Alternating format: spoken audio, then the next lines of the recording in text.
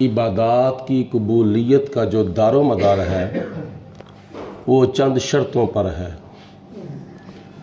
کیونکہ نمازی نماز پڑھتا ہے، خدا نخواستہ نمازی کی نماز قبول نہ ہو تو نمازی مایوس ہو جاتا ہے، روزے دار کا روزہ قبول نہ ہو تو روزے دار مایوس ہو جاتا ہے۔ اسی طرح سخی کی سخاوت کا معاملہ ہے، حاجی کی حج والی عبادت اور عمرے والی عبادت کا معاملہ ہے، دوسرے دیگر نیک اعمال ہیں۔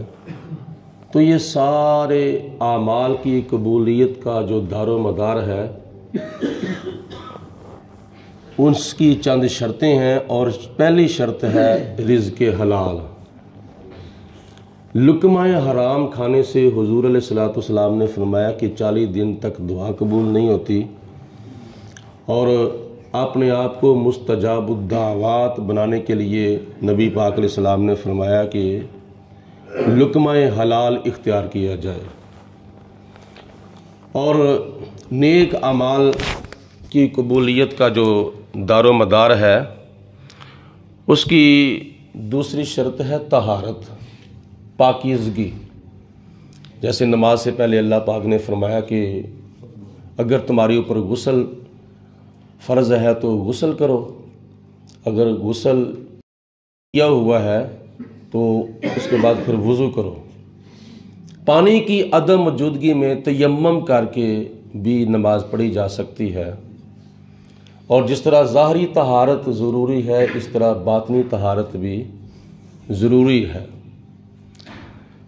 تو یہ طہارت کا معاملہ جو ہے یہ بھی اعمال کی قبولیت کی شرائط میں سے ایک شرط ہے۔ اسی طرح ادب، احترام۔ جس بندے کے اندر ادب نہیں، احترام نہیں ہے، اس کی عبادت اللہ پاک نے اگر قبول کرنی ہوتی تو شیطان کی عبادت کو اللہ پاک ضائع نہ کرتا۔ شیطان نے آدم علیہ السلام کی بے ادبی کر کے، بے حرمتی کر کے اپنی تمام عبادات کے اوپر پانی پھیر لیا تھا۔ تو اس لیے حضرت میاں محمد بخش رحمۃ اللہ تعالیٰ علیہ بھی فرماتے ہیں، بے ادباں مقصود نہ حاصل تے نہ درگاہ ٹوئی، تے منزل مقصود نہ پہنچا باج ادب دے کوئی۔ اسی طرح نیک اعمال کی قبولیت کا جو دار و مدار ہے وہ محبت رسول پر بھی ہے۔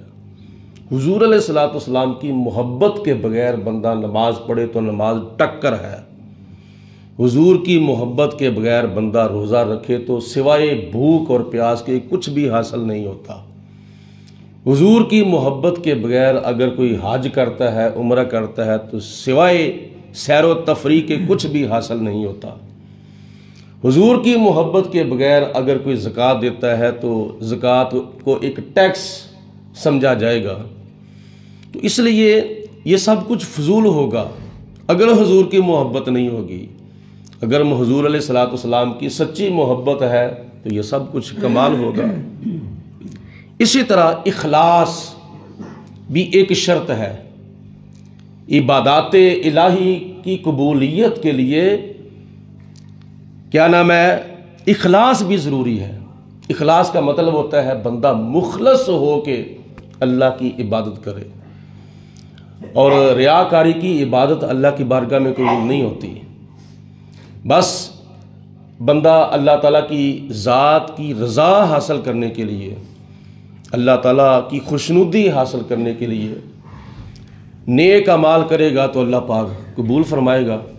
اگر دل کے اندر نیت ایسی ہوگی کہ جو ریاکاری والی ہوتی ہے، لوگ دیکھ کر کہیں گے کہ بلے بلے کیا بات ہے، تو اس کی عبادت اللہ پاک کی بارگاہ میں قبول نہیں ہوتی۔ اسی طرح نیک اعمال کی قبولیت کا جو دار و مدار ہے وہ نبی پاک علیہ الصلوۃ والسلام کے طریقے پر ہے۔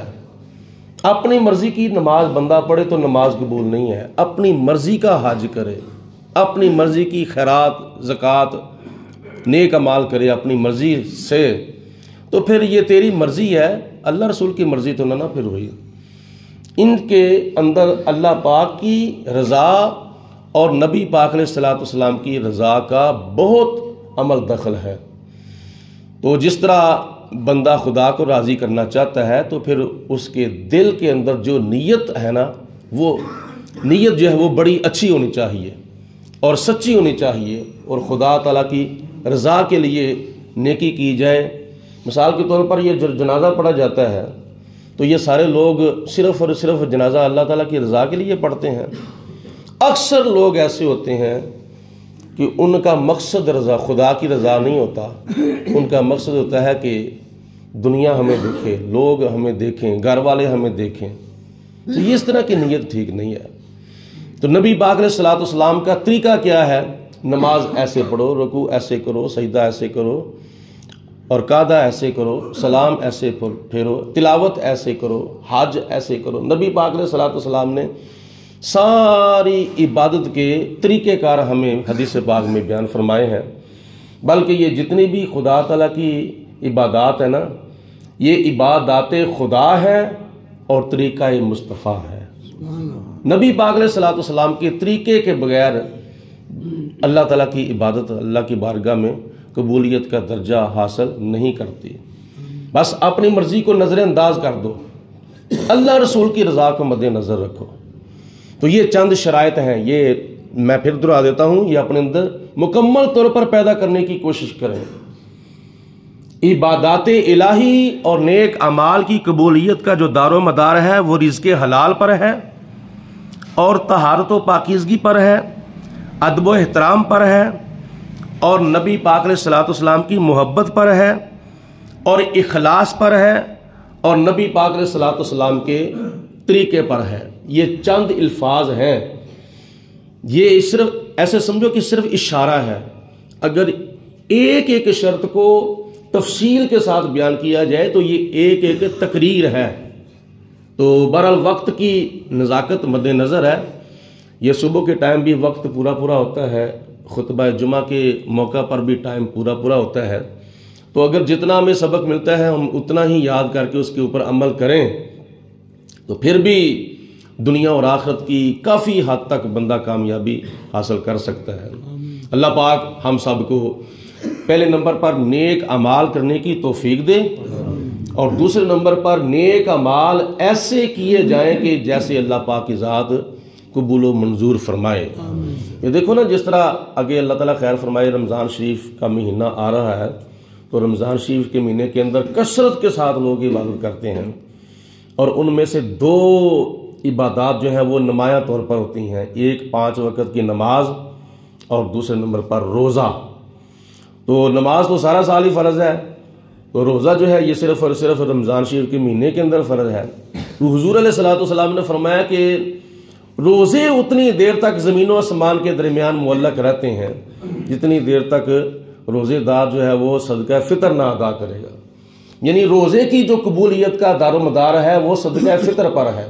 یہ مثال میں نے عرض کی ہے، جس طرح روزے کی قبولیت کا دار و مدار صدقہ فطر پر ہے، اسی طرح یہ باقی نیک اعمال کی قبولیت کا جو دار و مدار ہے یہ تقریباً کتنی شرطیں ہیں؟ رزق حلال 1، طہارت و پاکیزگی 2، ادب و احترام 3، محبت رسول 4، اور اخلاص 5، اور طریقہ رسول 6 شرطوں پر نیک اعمال کی قبولیت کا دار و مدار ہے۔ اللہ پاک ہم سب کو عمل کی توفیق عطا فرمائے۔ وآخر دعوانا الحمدللہ رب العالمین۔ صلاۃ و سلام علیک یا سیدی وعلی آلک و صحابک یا سیدی یا نبی، صلاۃ و سلام علیک یا رحمۃ للعالمین وعلی آلک و صحابک یا خالد۔ اللہم صلی علی سیدنا و مولانا محمد معدن الجود والکرم وآلہ وصحابہ وبارک وسلم۔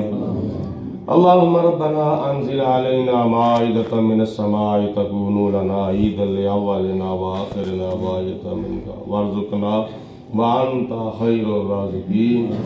ربنا اغفر لی ولوالدی وللمؤمنین یوم یقوم الحساب، واعف عنا واغفر لنا وارحمنا انت مولانا فانصرنا علی القوم الکافرین۔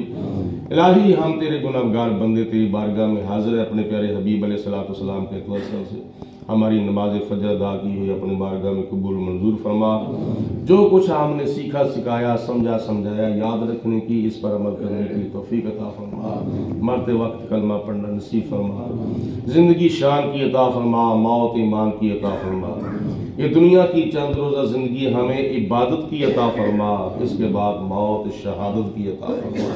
صلی اللہ علیہ حبیبہ محمد وآلہ وسلم۔